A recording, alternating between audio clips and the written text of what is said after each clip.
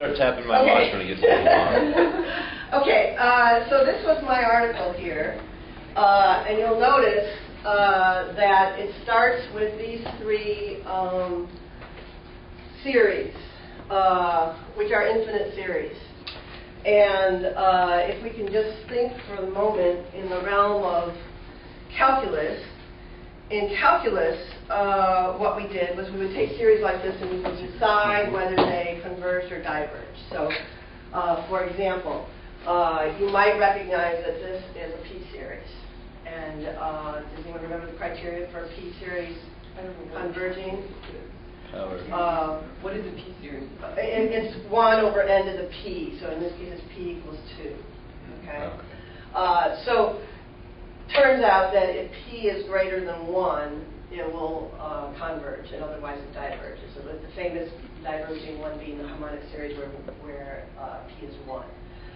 So that's what we did in calculus, is we would just decide whether something converged or diverged, and we used these various techniques like it's the p-series. You can also show that this converges using the integral test, if you remember.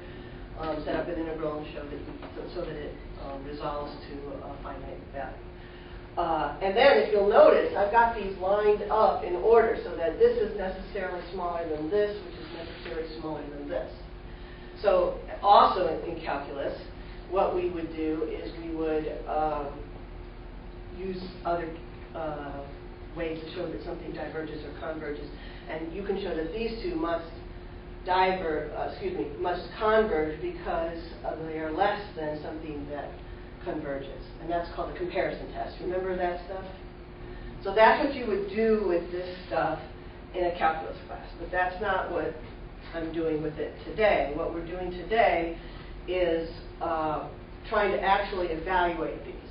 And if you remember in your calculus classes, there weren't a lot of series that you could say that a series converges, but you wouldn't necessarily know what it converges to. So this is about actually calculating what it converges to. And I'll tell you, this one's pretty easy. You could have done this in your calculus class. In fact, if you look at the front page of that handout, at the bottom I worked it out. This, you have to use something called partial fractions, which I'm going to do with you in a moment, but it's also on that page there. And to split this into two terms, they're subtracted, and then what happens is that all the terms, all going up to infinity, add to 0, and so you only know the first term, and it turns out that this is 1. It turns out that this comes out to be 1, and that's not too difficult to show. In fact, I did it on the front page there. So that's really the easiest one. This one's trickier, but we will be able to evaluate that during the presentation today. And this one's the trickiest, and I didn't get far enough in the article to be able to evaluate it, but I can re-express it as an integral. We'll get to that. We'll get that far. Okay. So the first thing that we're going to do is generalize this, because we're just really not interested in, I hate people to talk. They do with the one long left.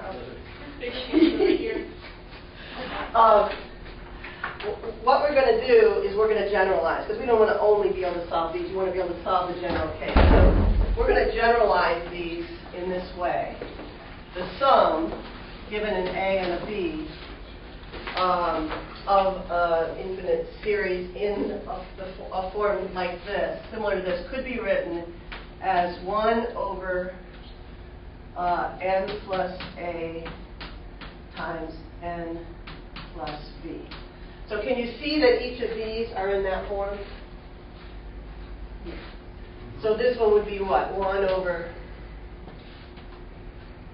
what would I do with that? N times n plus 1. So what's A and B? So A is 0, B is 1. B equals 1. Okay, so and then this one I would do what with? Same thing. Same thing. 1 over 2, so 0. So these are 0 and 1/2, right? And then what's this one? 0, 0.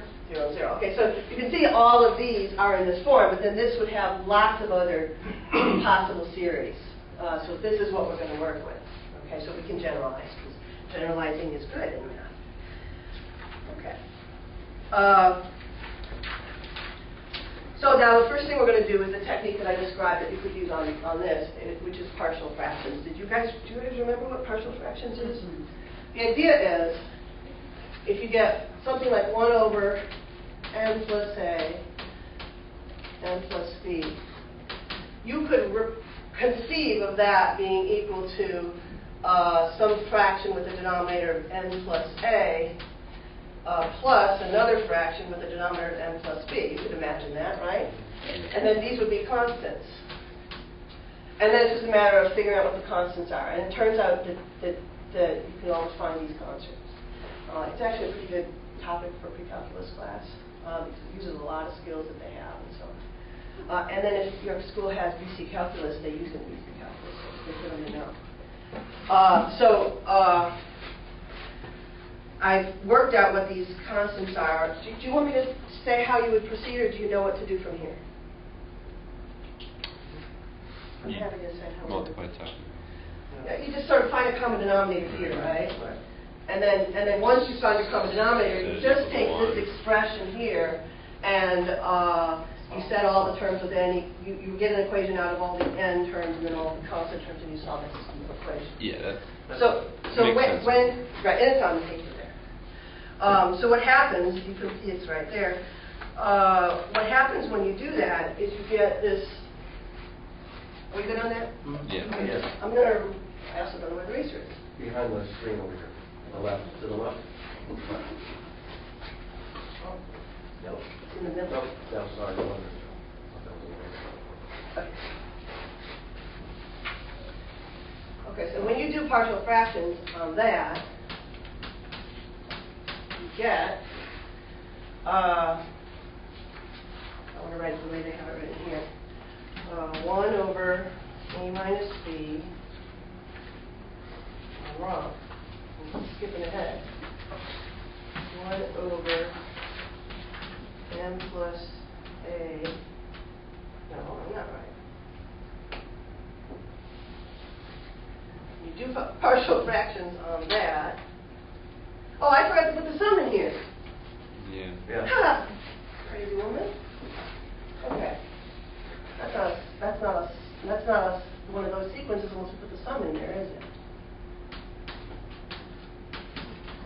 Sum n equals 1 to infinity of that. And then this will be the sum as n equals 1 to infinity, and we get 1 over b minus 1 over b plus a. And then these constants were positive and negative 1 over a minus b, so we'll just put that over here. So that's another way to re-express it. Please notice that as soon as you do this, a cannot be b. A and b cannot be equal. So we've already discounted being able to do this guy. So we'll have to do something different later to get that one. Also, I'll notice it's a little bit of curiosity, and it shows up later. Notice that these can't be 0.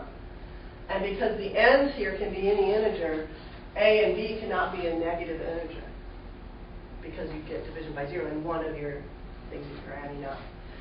So there's some restrictions introduced when you do this. Okay. This integral then at the bottom of this page here we're going to be using. If you want to see how to get that, it's a pretty easy solve. It's on page 3 of my handout. I'm not going to do that. It's a U substitution, and some people would just skip the U substitution because it's a pretty straightforward common integral. And then what we're going to do is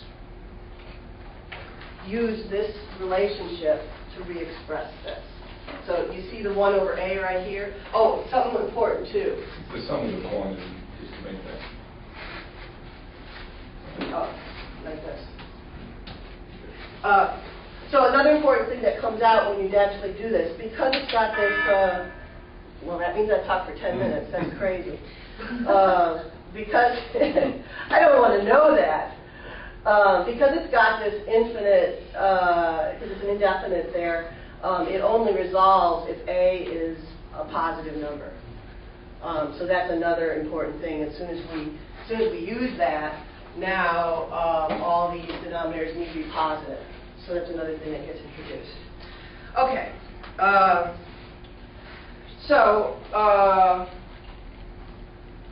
What happens next, then, is that you take that integral and put it in here and here.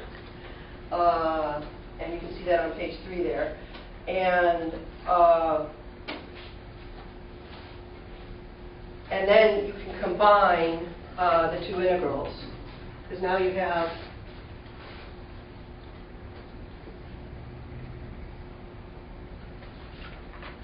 and so what you have is you have the sum of this integral plus this integral, and then those two integrals can be combined because when you add up things, you can combine with integrals. And then you've got the sum of all that. So it's a whole bunch of sums, right? You can do this pretty quickly. But you have to be kind of budget. I was going to do it for you, but I'm going to talk forever and you'll get bored. So, but what I want to point out here is that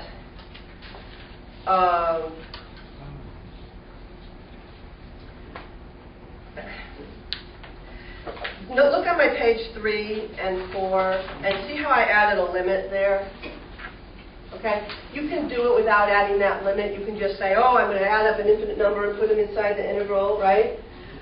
That's a little fuzzy. You can't do that necessarily. You can always take, if you add two integrals and then definite integrals, right? You can put them together into one integral. But as soon as you have an infinite number, you can't necessarily do that. And so that's why you have to introduce this limit idea. And so that's why this is a little, you could make this all slick and smooth, but you have to kind of skip that idea. And I believe I was given this project because of that idea, because of the email that I wrote to Dr. Daniels. So if you look on page 4, I got what I asked for. If you look on page 4, in order to know that you can add up an infinite number of those guys, you need something called the monotone convergence theorem. And what that means is, and it's really easy to get muddled about what it means, but what it means is that when you have inside your integral, if you have a sum of a bunch of integrals, and these would be functions, right? The functions need to be positive. So I had to show that, and you see that's on there. And then each successive function, as you move through the series, needs to be non-decreasing. So they need to be getting bigger each time. It's really easy to get muddled about what needs to be increasing on this. But what needs to be increasing is the thing that's going to infinity. There's function, and then you got one more step to infinity, and one more step to infinity, one more step. That's what needs to be increasing. And so that's why that's all messy, because I had to show that.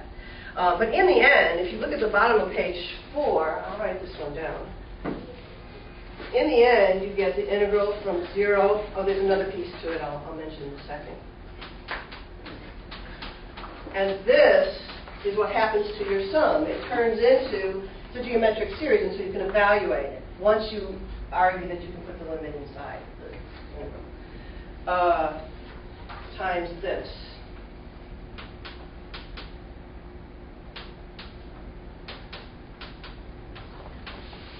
And then you're going to notice something funny on the article here, which I'll turn the page. At the top here is where they do that. There. And something funny happened.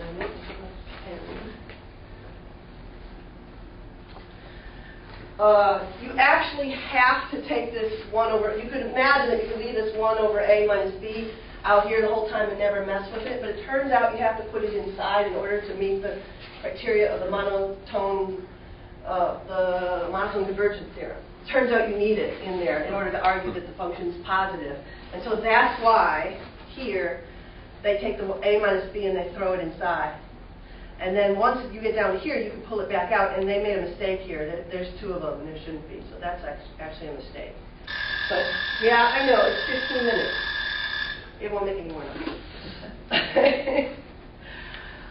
So that's why you have to throw this constant inside in order to make the arguments that for the monotone convergence theorem, and then you can pull it back out. So that's what happens. Okay.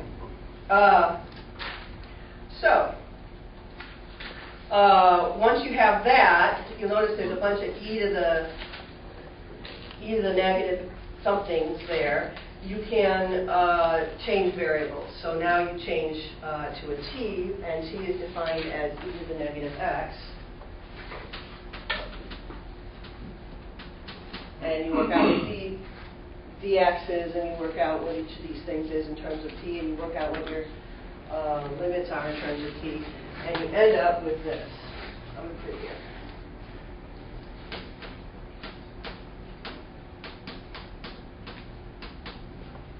Integral from 0 to 1, t to d minus t to the a over 1 minus t dt. And so that's a new way then to express the sum of this. Okay. The article does some great things next, which I'm not going to have time to do with you. Let's see.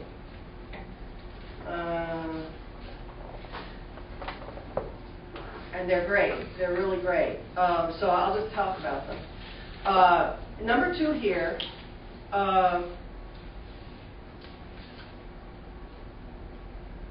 They just use, what are they doing? They're using the integral. Another t substitution. They just evaluate the integral. So now, once you've gotten to this point, you can actually get an answer to this. So you plug in your a, your b, and you evaluate the integral, and it can be evaluated. And that's on page... Oh, that's right there on page 5 on the bottom. Do you see it? And so when you get that, when you do that, you can see it on 5 there, you get 4 times 1 minus natural log of 2. So that one is now attainable. But then they can do a very cool thing. They say, well, sometimes there's a special relationship between A and B. Sometimes A and B differ by an integer. And if they differ by an integer, then that method I described to you where you get the telescoping happens. And so you can generalize that. And that's what I did on page 6, and I wish I had time to show it to you because it's all secondary stuff. It's things a secondary student could do. And it's really good to have some of your good students to generalize things. So if you look on page 6 there, what I did was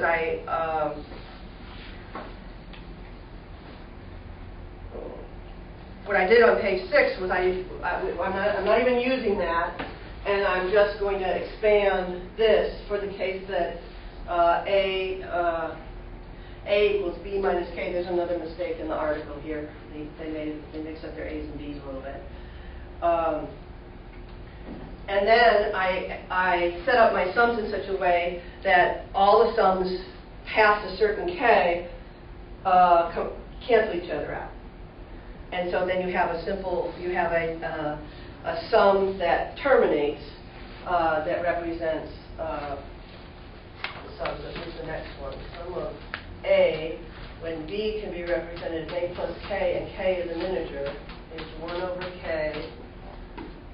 times the sum n equal 1 to K of 1 over n plus A. And then they do this other very cool thing, which is they use that answer to verify that this works.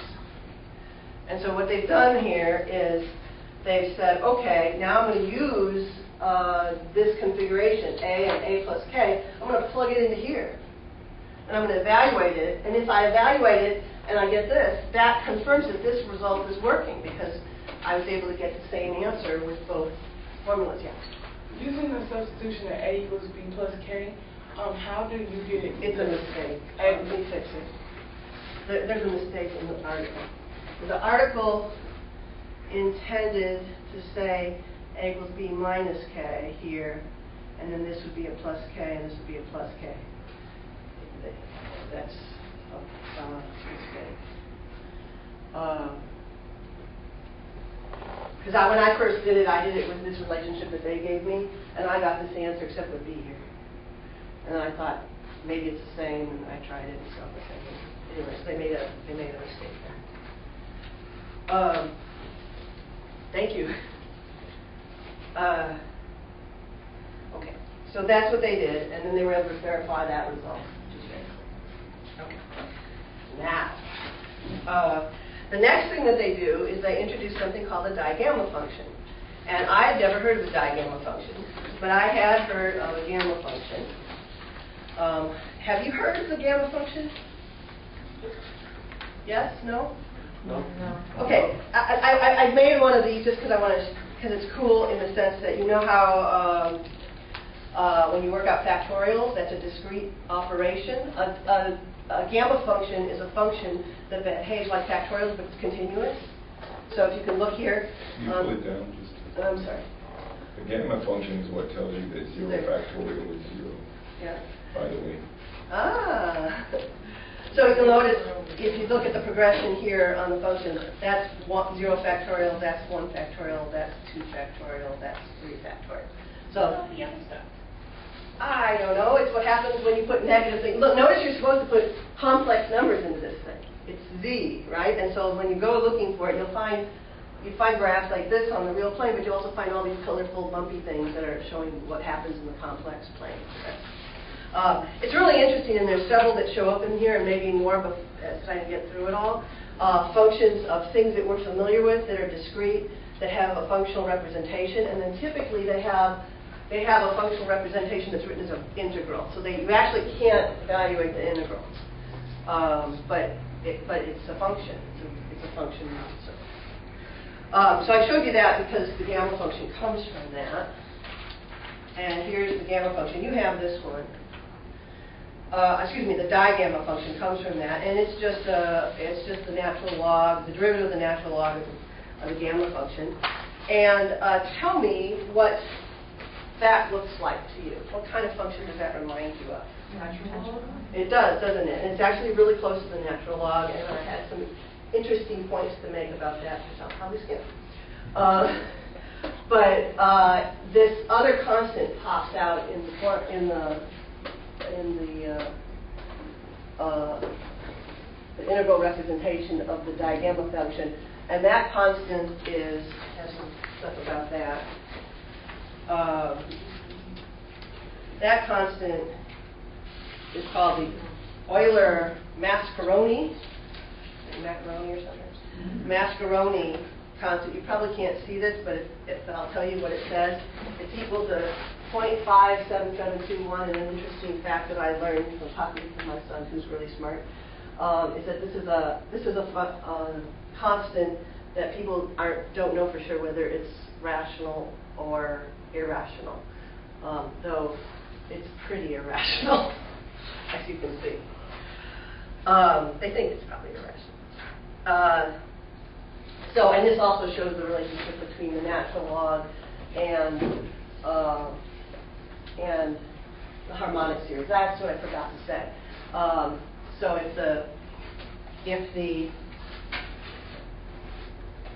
if the gamma function is taking factorials and which is discrete, and turning it into a continuous function on the reals, this is taking the harmonic function, or the harmonic relationship, and putting it on a continuous scale, and making a function out of it. It kind of blows your mind how people came up with these, but you almost feel like that might have been the motivation, because that seems like a reasonable thing to try to do. Okay, so I'm going to skip properties of the digamma function. And then what happens is you can use this digamma function to make yet another representation, and that's on page 9. And it's a pretty straightforward, you take this thing and you break it into two pieces, and the two pieces look, is my digamma up there? No. You have that, I don't need to put that up here for you.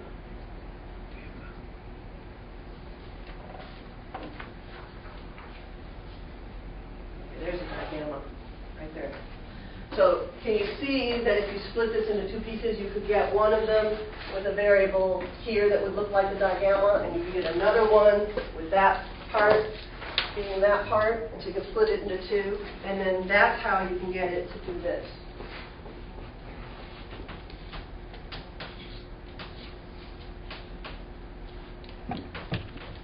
Digamma of b plus 1 minus digamma of a plus 1 over b minus a. Now remember way back when I said, notice that a and b can't be negative integers. So I don't even know that I completely get this, but I just think it's cool. If you look at your digamma function, which is now what we're using, right, to do this, it's off. I'm used to overheads where you turn them that way. It's also not defined on any of the, it has it recreates the same exact restriction, which is a consistency that feels good. It feels like that something must be right about what we're doing, because the restriction that was introduced here shows up in the very nature of this function that we ended up using here. I think that's very cool. So it can be negative, just not negative integers. Say what? It can be negative, just not negative integers. Not negative integers. Well, there's another reason why we can't have any our a's and b's greater than 1, but that's so it's not as quite as lovely. It's not quite as cool as I'm making it up to be, because there's another restriction that actually keeps us up above 0 here. But I just thought it was cool that the feature of the function, the function we used had the same feature as the original setup. Very cool. Okay.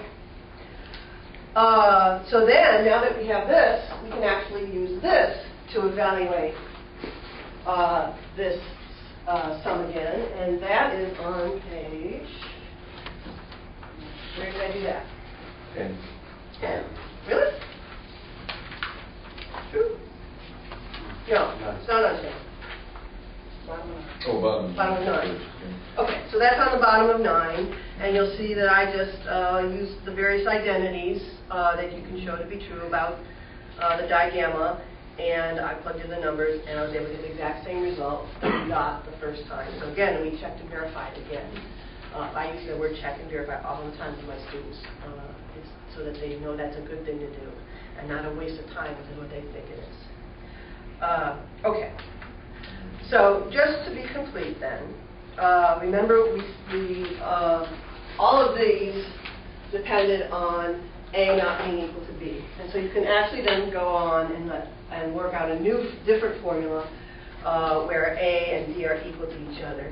And to do that, you use a different integral identity to substitute in.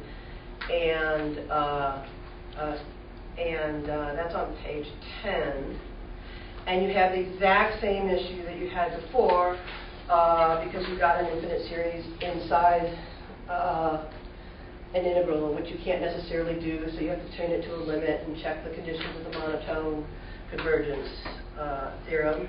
But it all works out, and then when you do that, you're able to get one final expression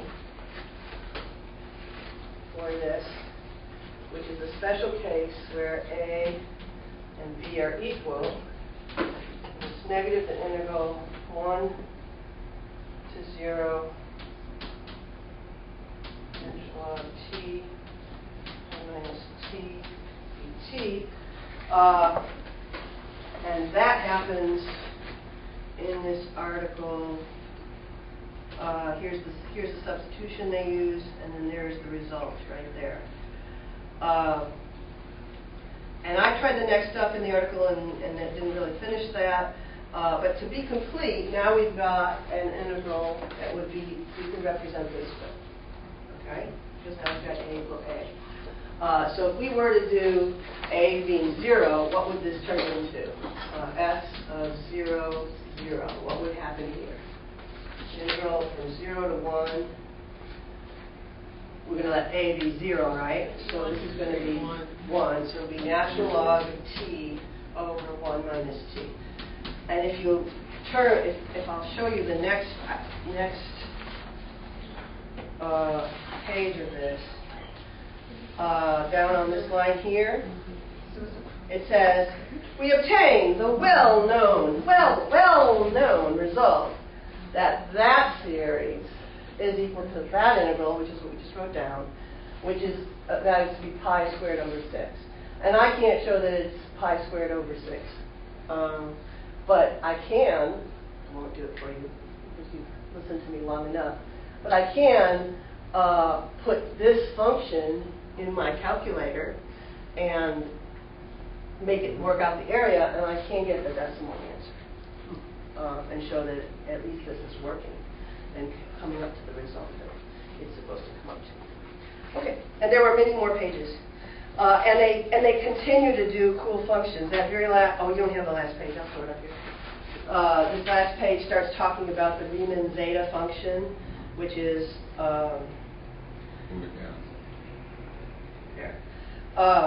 which again, these functions, they take something of a discrete nature and then they turn them into a continuous. It's kind of curious, and one wonders how it's all done. I do. That's all I have.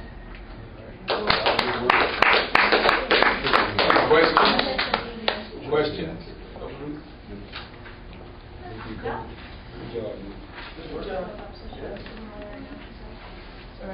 It's yours. Yeah. She didn't turn over the button. She was texting me. Do you want to press the button? Oh, I can't raise. So why don't you two go ahead?